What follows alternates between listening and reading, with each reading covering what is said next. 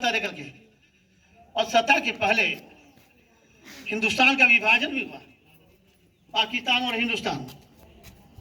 आज़ादी के पहले हम दोनों एक थे, एक साथ रहते थे। आज़ादी के बाद देश का विभाजन हुआ, नेहरू जी को सत्ता मिली। सत्ता मिलने के बाद दिल्ली के इर्द गिर्द जितने लोग थे सारे लोग दौड़े हुए पहुंचे और कहा कि देश आज़ाद हो गया। लोग खुशी मनाने लगे। तो आज़ादी मिली नहीं, छीनी गई। एक आध मैं दृष्टांत देना चाहूंगा। कितने बर्बर थे हमारे अंग्रेज कि आप देखे होंगे जो पंजाब में जालियांवाला जो बाग है, जैसे सभा चल रही है वैसे सभा हो रही थी। छोटे छोटे बच्चे, माताएं बहनें गई थी उस सभा में, बोल रहे थे लोग अंग्रेजों के विरुद्ध। तब तक उसने आदेश दे दिया गोली चलाने के लिए। गोलियां चली, कितनी माताओं के सिंदूर डूब गए, सुहाग लूट गए, बच्चे मर गए, भाले की नोक से रोक लिया गया। लेकिन हमारे जो आज़ादी के लड़ने वाले दीवाने थे थके नहीं, हार नहीं माने, आज़ादी लेकर रही। सबसे पहले तो शुरू हुआ 87 में ही, 1857 में आज़ादी की लड़ाई शुरू हुई। 57 से लड़ते लड़ते आकर के 47 में आज़ादी मिली। बीच में गांधी ने भारत छोड़ो आंदोलन, नमक आंदोलन, तमाम आंदोलन शुरू किया और दो धाराएं हो गई उस समय। सत्य हिंसा के बल पर चाहते थे गांधी जी की आजादी ले लें और बंगाल से आगे हमारे दादाजी सुभाष चंद्र बोस जी, वे गरम दल के हो गए। उन्होंने एक आजाद हिंद फौज बनाया। क्या कि आजादी मांगने से नहीं मिलेगी, प्रणाम करने से नहीं मिलेगी, मिलती दास्ता पुकार से गुहार से। आजादी अंग्रेज दे दो, ये नहीं किया। गोलियां चली, मार खाई, लाठियां खाई, तब आजादी मिली। समय अभाव है। सबसे पहले इसके बाद में आप लोग भी जो वीर शहीद हुए हैं, ज्ञात या अज्ञात, बहुत ऐसे नाम है जो चर्चित हैं।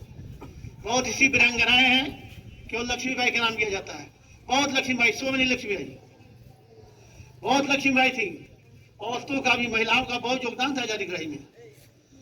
आज देश आजाद हुआ, आप सभी आजाद हैं, हम बोल रहे हैं, आप सुन रहे हैं। 47 के पहले संभव नहीं था। अंग्रेजों के विरुद्ध आप बोल नहीं सकते थे। लाठियों से प्रहार होता था, डंडों से प्रहार होता था, गोलियों से प्रहार होता था।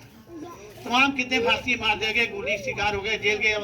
इस सारे के बाद आजादी मिली। तो आप सभी एक राष्ट्रीय पर्व के रूप में इसे मनाते हैं, मनाते रहेंगे। अंत में मैं यही कहना चाहूंगा, यह राष्ट्रीय पर्व है, राष्ट्रीय सोच होनी चाहिए, राष्ट्रीय विचारधारा होनी चाहिए। आपका एक ही विचार हो, राष्ट्रीय विचारधारा। बात क्या हो, राष्ट्रवाद हो। जब राष्ट्रवाद होगा, राष्ट्रीय विचारधारा होगी, तो सकारात्मक सोच होगा। और जब सकारात्मक सोच होगा तो सकारात्मक ऊर्जा मिलेगी और सकारात्मक काम करेंगे। यह किसी जाति मजहब का झंडा नहीं, ये भारत का झंडा है, हिंदू मुसलमान का झंडा नहीं। भारत में रहने वाले जितने भारतीय हैं, यह तिरंगा आन बान सम्मान है भारत का। हर देश का अपना झंडा होता है। भारत का झंडा तिरंगा, इसमें केसरिया है, श्वेत रंग है, हरा है, और तीनों का अलग अलग महत्व है। आज़ादी मिली, हम आज़ाद हैं, अपनी बातों को कह सकते हैं, सुन सकते हैं, सरकार के विरुद्ध नारे लगा सकते हैं। ये हमारा लोकतंत्र है। उस समय नहीं था कि अंग्रेज के खिलाफ अंग्रेज बोले जाए, कुछ बोल नहीं सकता था। तो बंधुओं में इतना कहूँगा कि जो मार दिए गए उनके परिवार के लोगों के साथ और जिंदा हो तो उन्हें भी आप श्रद्धासुमन अर्पित करें।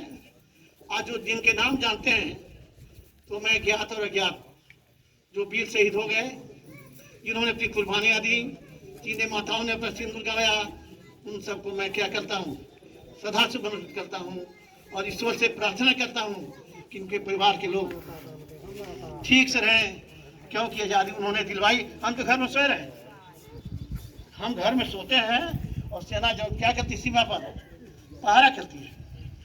आप क्या हो, राष्ट्र के निर्माता नहीं, राष्ट्र के कर्तार हो। तो हम जब सो जाएंगे तो डकैत आएगा, लेकर के चला जाएगा। तो भारत तभी सजग रहेगा। सजग रहने से कोई भी विदेशी आक्रमण नहीं हो सकते।